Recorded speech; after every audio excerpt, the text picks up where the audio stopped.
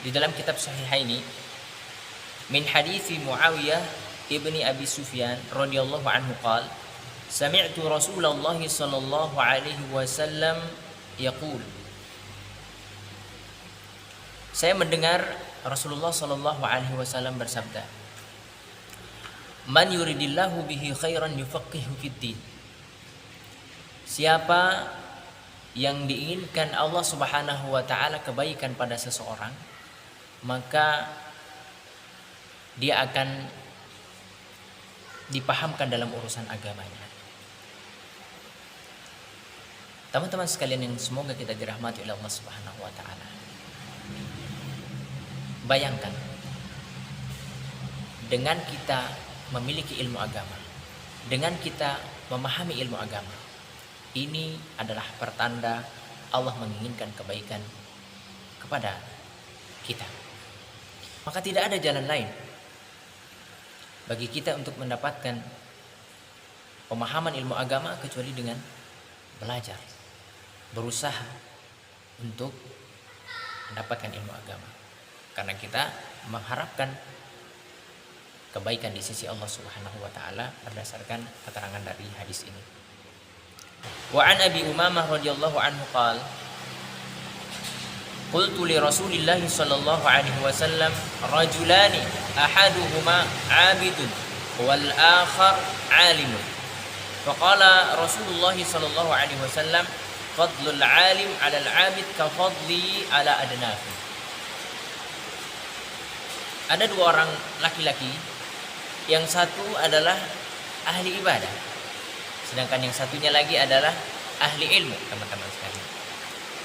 Rasulullah Shallallahu Alaihi Wasallam mengatakan, bersabda, keutamaan orang yang alim dibandingkan orang yang ahli ibadah saja seperti keutamaanku, kata Rasulullah Shallallahu Alaihi Wasallam, dibandingkan dengan orang yang paling rendah di antara kalian. Masya Allah, ini keutamaan yang sangat besar, teman-teman sekalian. Jangankan Rasulullah membandingkan diri beliau Sallallahu Alaihi Wasallam dengan orang yang paling rendah di antara kita. Rasulullah Sallallahu Alaihi Wasallam saja membandingkan diri beliau dengan para ulama, sudah tidak ada bandingannya. Apalagi jika beliau membandingkan diri beliau dengan orang yang paling rendah di antara kita. Ini menunjukkan bahwasanya begitu tinggi nilai derajat ilmu agama di sisi Allah Subhanahu wa taala. Tsumma qala Rasulullah sallallahu alaihi wasallam, "Innallaha wa malaikatahu wa ahlas samawati wal ard hatta namlata fi juhriha wa hatta al-huta la yusalluna ala muallimin nasil khaira." Rawahu Tirmidzi wa qala hadits hasan sahih. Sesungguhnya para malaikat dan penduduk langit dan bumi hingga semut-semut yang ada di dalam lubangnya, ikan-ikan di lautan benar-benar akan bersolawat kepada orang yang mengajarkan manusia kebaikan. Makna solawat di sini tentu berbeda-beda.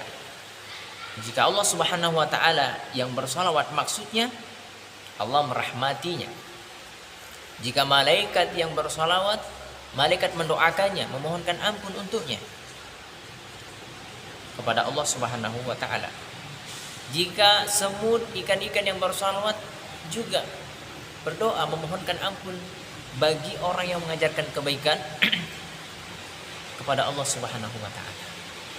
Bayangkan teman-teman sekalian, begitu besar keutamaan menuntut ilmu agama. Mari teman-teman, kita resapi, kita sadarkan diri kita jika selama ini kita kurang termotivasi untuk menuntut ilmu agama.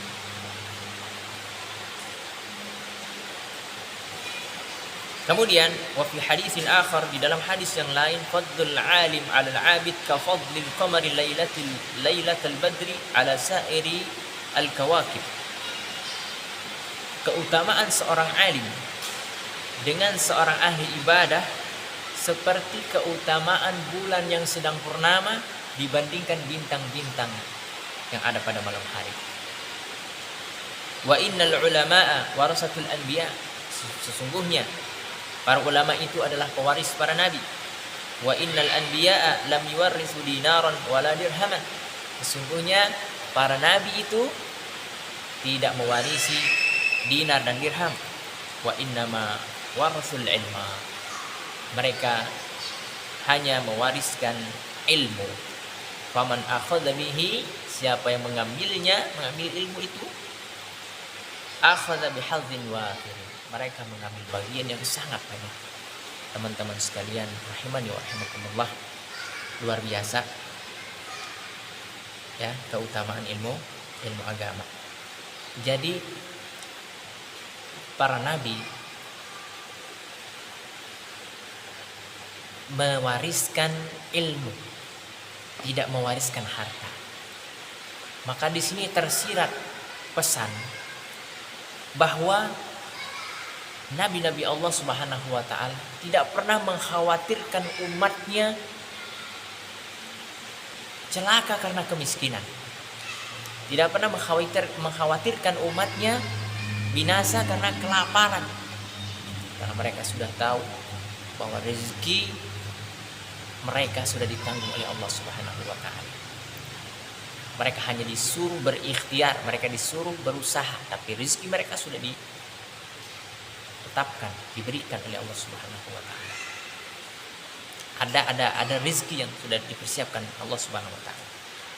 Sementara ilmu dia tidak bisa dimiliki sampai kita benar-benar memperjuangkannya. Ya. Dan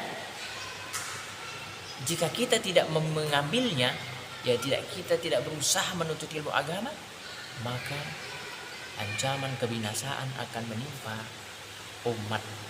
umatnya.